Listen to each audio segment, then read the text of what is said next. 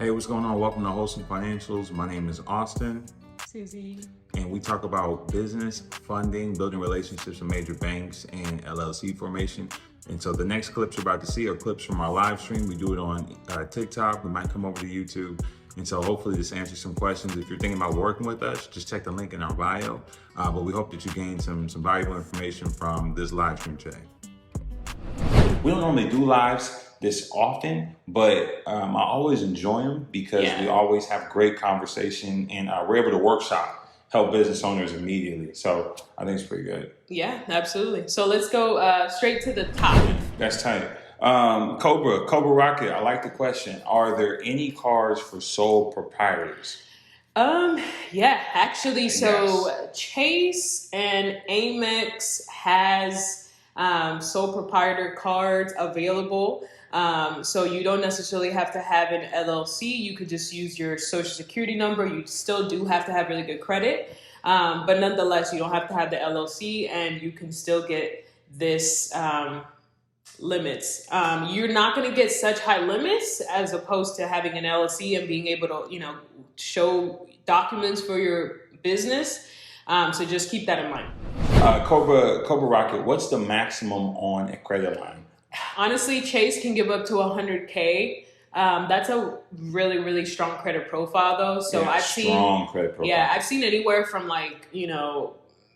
8,000 all the way up to 100,000. So a good medium, I would say, is anywhere from 25 to 50K. That's average if you apply, a very good strategy, which is what we teach, leveraging the relationships at the bank, not just applying online, so that you can maximize the amount of funding that you can get. You actually can get the funding. So let's talk about, high-risk businesses, okay? Yes. Because a lot of times people are in high-risk businesses, and that's okay because, there's money to be made in real estate, there's money to be made in trucking, there's money to be made everywhere. But to the bank, sometimes those businesses are considered high risk because there's a lot of overhead.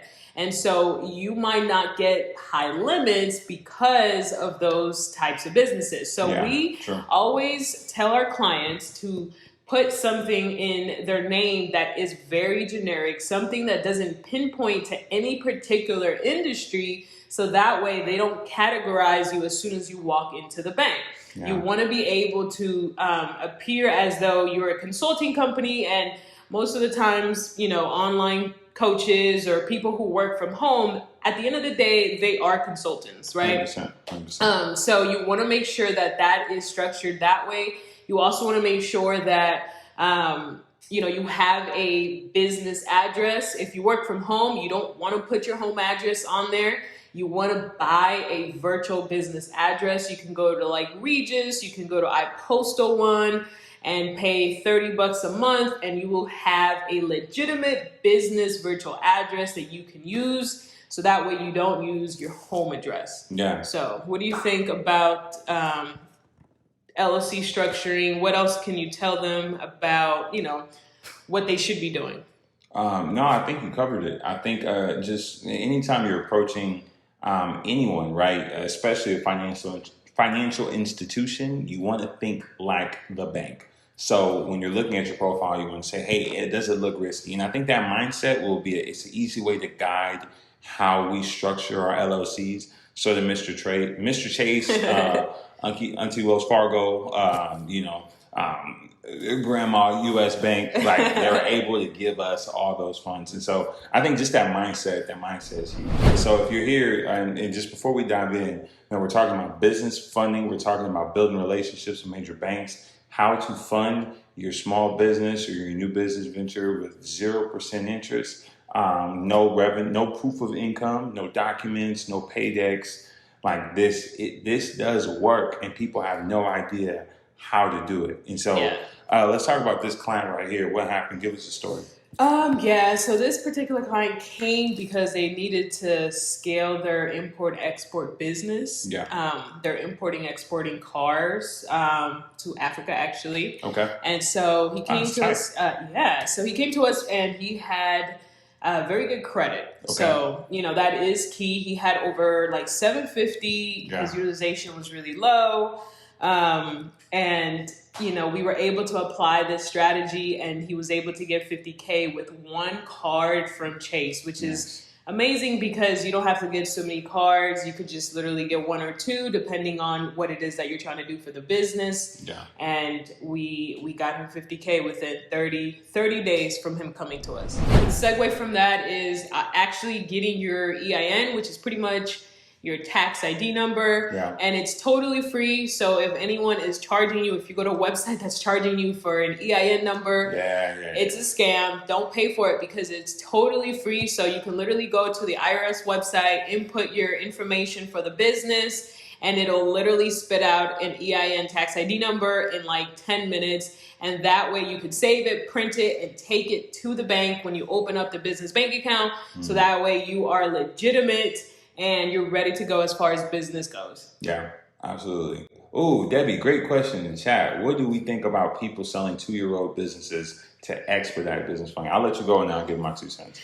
Yeah, I think it's a great strategy, honestly. Like, if you already have a business idea in mind or you need quick funding, I think it is a good investment to get an aged corp. They're called aged corps.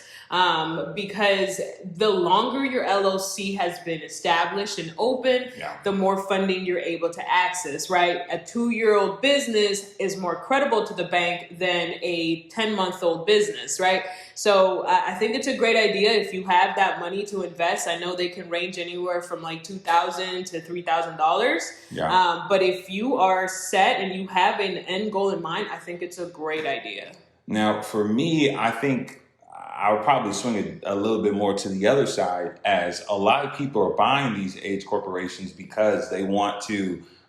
There's 2 different ways you can go about funding, right? You can leverage a great, excellent personal credit profile, or you're trying to build up your business credit profile. And so when you're going the business credit route, 100% an age corp looks good, but a lot of people don't understand that when you buy that H Corp, whatever that LLC had, whatever business credit that LLC had, you're not getting that too. You're just getting the H corporation. So you still have to do the work to build up your business credit anyway.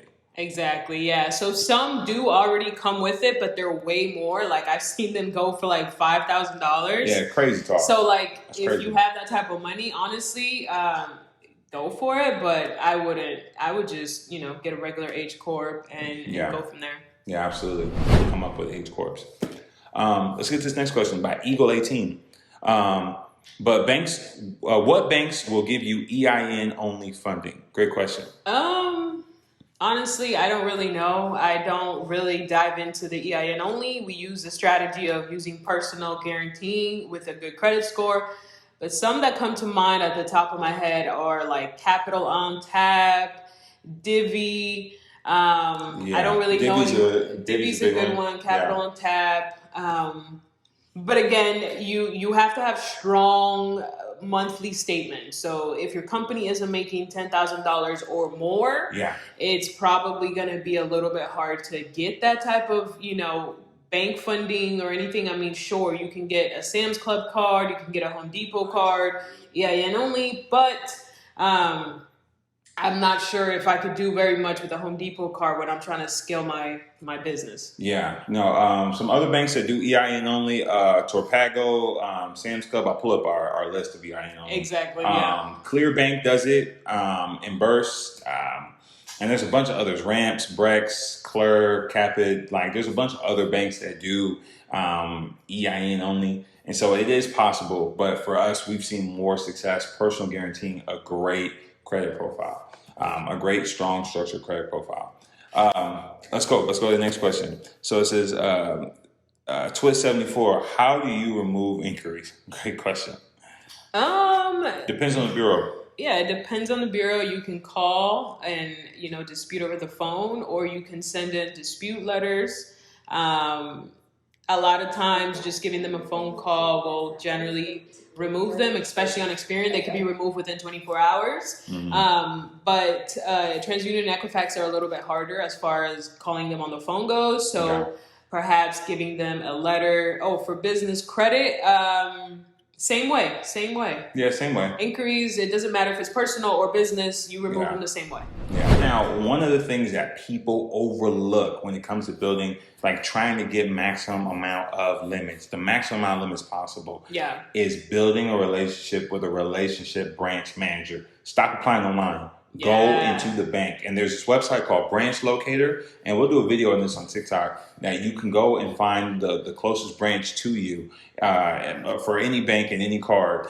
And that is a hack that we teach people to go into the bank and build face-to-face. And there's more to it, but that right there, if you could figure that out, if you're somebody that just I need to know where to start digging, run in that direction. Absolutely. Because that does change, the funding that you're funding that's made available to you by an extra 10 to 20,000.